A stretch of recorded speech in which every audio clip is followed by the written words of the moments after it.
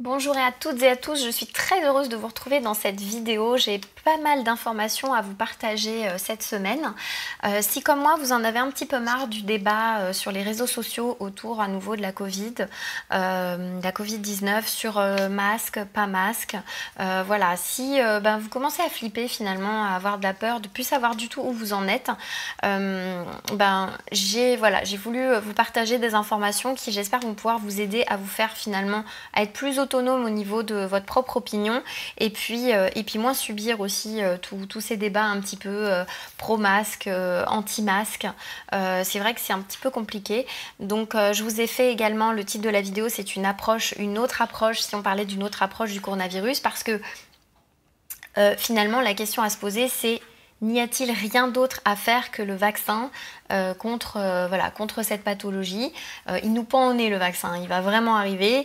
Donc voilà, je me dis que c'est pas mal de prendre la parole et d'aller vers des approches concrètes finalement. Voilà, je vais vous partager encore une fois pas mal d'infos sur des gens aussi que je suis régulièrement sur YouTube. Non, il ne s'agit pas des lanceurs d'alerte habituels, ni des complotistes en tout genre, non, plutôt des choses très pratiques et je dirais même pédagogiques dans cette vidéo. Donc salut à tous, moi c'est Nadège, naturopathe chanteuse. Voilà, j'oublie de me présenter à chaque fois, bien sûr, bien sûr. Donc on va démarrer. Donc la chose que je dirais principalement sur les masques à l'heure actuelle, c'est que c'est vrai que ça me fait mal au cœur de voir dans la rue les gens masqués, dans leur voiture les gens qui ont des masques, dans les magasins je vois qu'on est tous masqués. Finalement on porte ça, c'est désagréable. Je pense qu'on a une très mauvaise façon de l'utiliser en plus, parce que voilà, souvent moi je sais pas, des fois on l'enlève pour parler, on le remet, des fois il traîne dans le sac, on passe notre temps à l'enlever et le sortir. Finalement, l'effet protecteur est-il vraiment là? Est-il avéré?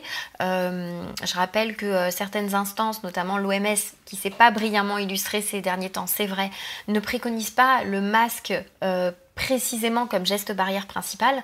Et le fait qu'on parle beaucoup sur les médias, notamment sur les réseaux sociaux, du masque ou pas masque, ou du port du masque qu'on nous a imposé finalement en nous mettant des amendes, voilà, il y a tout un débat autour de ça. On en oublie les gestes barrières principaux qui sont finalement tellement évidents. J'ai remarqué aussi qu'on se touche régulièrement le visage et peut-être qu'on oublie aussi, voilà, encore une fois, ces autres gestes barrières. Il y a les solutions, l'approche pour moi aromatique, elle va être vraiment intéressante justement parce que ça permet de pallier à je dirais, à ces négligences malgré nous, étant donné qu'on nous culpabilise aussi beaucoup, énormément. Donc ça, j'en ai un petit peu assez aussi, donc je pousse ici mon coup de gueule aussi, parce que j'en ai marre qu'on culpabilise les Français sur leur indiscipline, au point de leur coller des amendes hyper chères, et dans d'autres pays c'est pire. Donc voilà, pas du tout, dans ce que je vois en tout cas, je trouve que les Français sont plutôt tout à fait raisonnables. Et voilà, c'est simplement que on entend des infos à droite à gauche et puis au final on sait plus comment se fier à ça. Donc arrêtons de nous culpabiliser, ça c'est la première chose. Ce sera mon petit coup de gueule de cette vidéo. Voilà. D'autre part, dans cette vidéo, je vais également vous partager une sélection aromatique justement, qui vont être très intéressantes d'un point de vue, je dirais, viral d'une part, et d'autre part bactérien, puisqu'on sait aujourd'hui que y a, et ça je le tiens notamment de Cécile Elert, que je suis énormément sur YouTube, que je trouve vraiment intéressante, qui a pour le coup un vrai franc-parler, et qui donc est aromathérapeute, et elle a vraiment déterminé les histoires de co-infection, notamment au Candida albicans, qui était responsable finalement des plus hauts taux finalement de mortalité. Il y a des aggravations qui se font avec le Candida albicans, entre autres, enfin en tout cas avec les levures et les champignons, et que les dommages et les comorbidités étaient beaucoup plus importantes lorsqu'on est victime de ça. Elle parle notamment aussi de lésions neurologiques, voilà, enfin c'est pas elle qui le dit, mais elle le rapporte effectivement, elle rapporte les études. Il y a plus de 300 études qui expliquent les anomalies neurologiques dues au virus, tous les symptômes neurologiques, y compris les lésions qui sont parfois irréversibles par rapport à ça, notamment c'est pas uniquement que respiratoire. C'est ça le message que je voulais vous faire passer, c'est qu'il n'y a pas que cette idée de problème respiratoire, c'est qu'on sait qu'aujourd'hui il y a d'autres problématiques liées à la Covid-19. Et d'ailleurs, il y a beaucoup de médecins français sont intervenus là-dedans dans ces découvertes, notamment une médecin au CHU de Strasbourg, dont j'ai oublié le nom. Mais voilà, Cécile en parle dans la vidéo, donc je vais vous le partager bien sûr juste en dessous. Et je trouve qu'il est important d'avoir, au-delà des huiles essentielles qui seraient antivirales, encore une fois, je ne prétends pas qu'il y ait des huiles essentielles qui guérissent actuellement la Covid, on ne peut pas le dire puisqu'il n'y a pas d'études. Donc voilà. Par contre, on va pouvoir dire qu'effectivement, il y a des huiles essentielles qui agissent sur des familles botaniques proches des familles botaniques de la famille des coronavirus qui font état d'études publiées, et là on sait qu'il y a quelque chose à faire. Donc voilà, c'était ce qui était important pour moi, le message à vous faire passer. Mais au-delà de l'activité antivirale, il y a aussi l'activité antifongique, antibactérienne qui va être très importante, donc c'est pour ça qu'il va falloir choisir des huiles essentielles à large spectre. Je refais un petit topo sur les molécules quand même antivirales des huiles essentielles. Je trouve qu'elles sont intéressantes parce qu'elles agissent à plusieurs niveaux, comme elles ont plusieurs substances, elles agissent à plusieurs niveaux sur un virus. Alors je vous les ai remises ici, je vous partagerai tous les articles et tous les liens évidemment. Soit elles vont donc neutraliser le virus avant sa pénétration dans la cellule, soit elles vont modifier la capside, c'est-à-dire l'enveloppe du virus, soit elles vont bloquer l'accès aux cellules en se fixant sur les récepteurs utilisés par le virus, donc elles vont empêcher donc la pénétration, soit à l'intérieur de la cellule, elles vont empêcher la réplication du virus, et encore une chose, soit elles détruisent l'enveloppe protectrice du virus qui sera détruit. Donc c'est intéressant, on sait aujourd'hui, il y a plein d'études sur les huiles essentielles et l'efficacité dans certains virus. Pour vous en citer quelques-unes, alors je ne vais pas citer les études, mais dans le syndrome respiratoire aigu sévère, donc comme je vous disais, le SRAS-CoV, de 2000 et qui a engendré une épidémie du SRAS en 2003. Donc ça c'est quand même, je parle pas du virus actuel, hein, on est d'accord, encore une fois. Je me suis déjà fait supprimer ma vidéo YouTube, donc j'aimerais pas que ce soit à nouveau le cas, hein, qu'on s'entende bien. Sur les virus de la grippe H1N1, sur les virus de la grippe aviaire, sur les virus de la bronchite anti-infectieuse, on sait que les huiles essentielles, il y a des huiles essentielles qui ont une action sur les virus, notamment sur tout ce qui est virus de l'herpès simplex, HSV, sur la dengue, sur le papillomavirus. Si vous me suivez régulièrement sur cette chaîne, vous savez voilà, que j'en parle énormément puisque c'est je dirais l'un de mes programmes phares. Actuellement, j'accompagne des dizaines et des dizaines d'hommes et de femmes justement contre le papillomavirus, et on utilise entre autres des huiles essentielles aussi antivirales sur ce virus. Voilà, on sait que les huiles essentielles vraies ont des activités antivirales. L'intérêt, c'est qu'elles ont aussi des activités antibactériennes et antifongiques puissantes. D'où l'intérêt de donner une sélection d'huiles essentielles à large spectre qui vont être autant antibactériennes qu'antivirales et qu'antifongiques.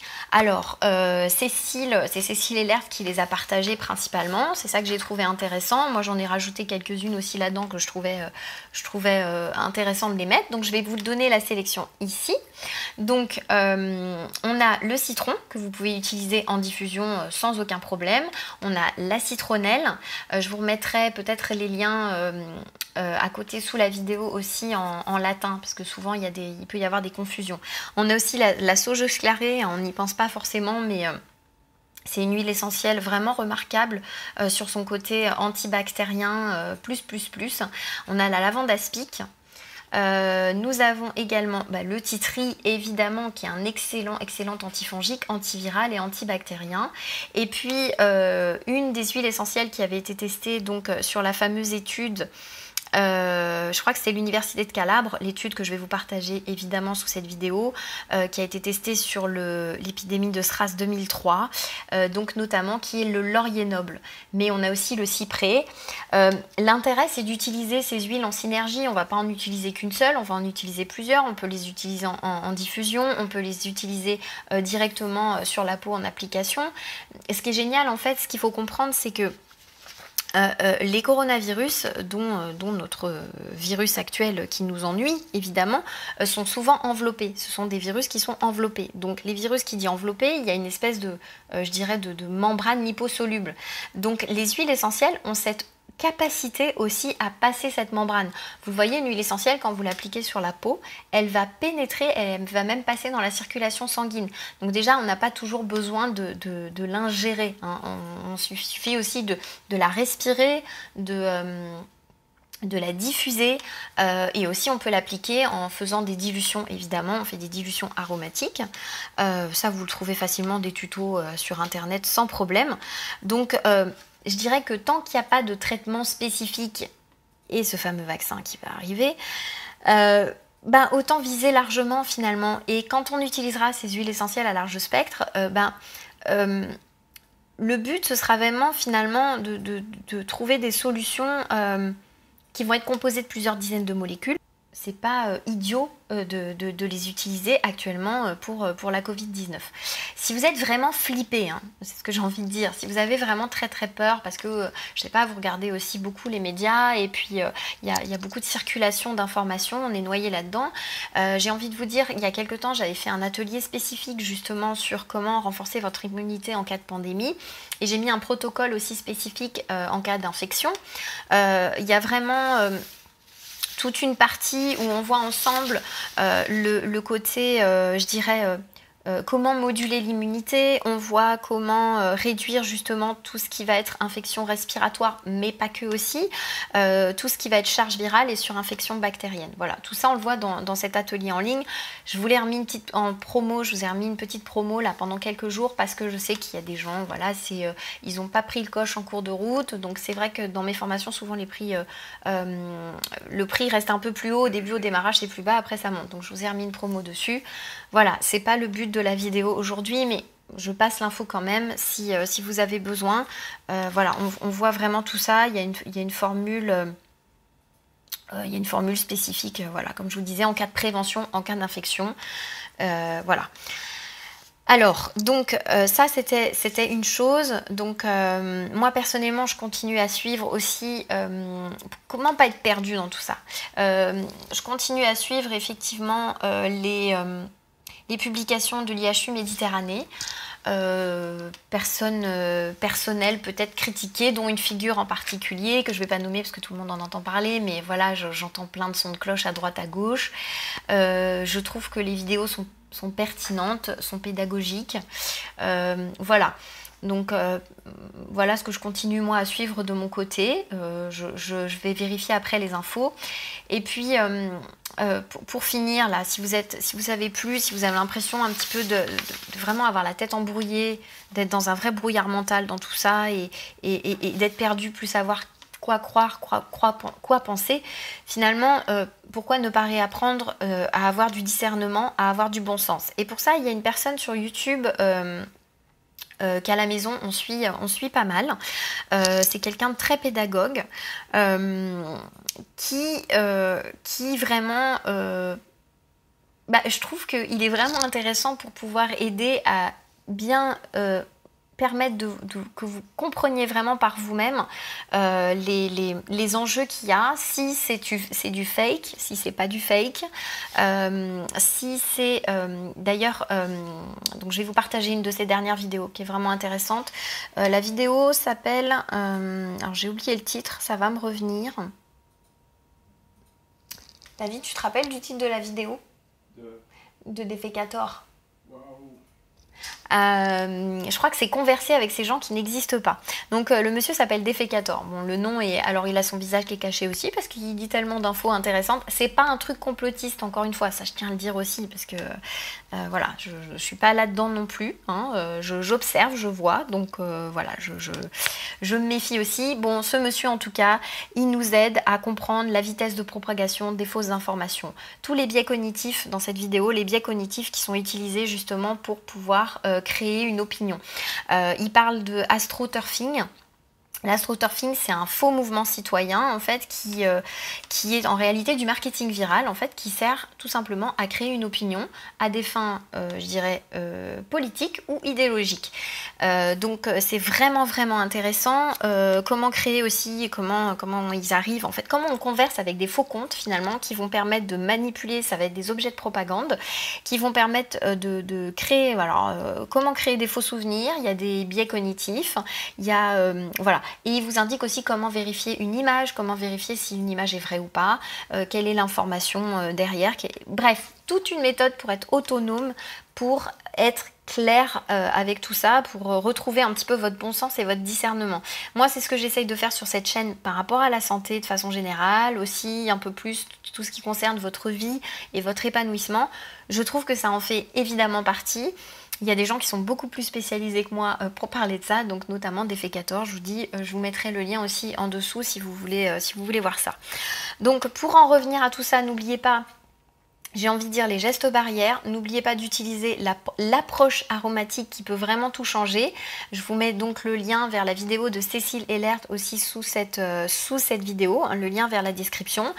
Si vous avez des moments de panique et que vous voulez des solutions concrètes, quoi utiliser comme molécule, voilà, vous avez mon atelier, encore en promo pendant quelques jours.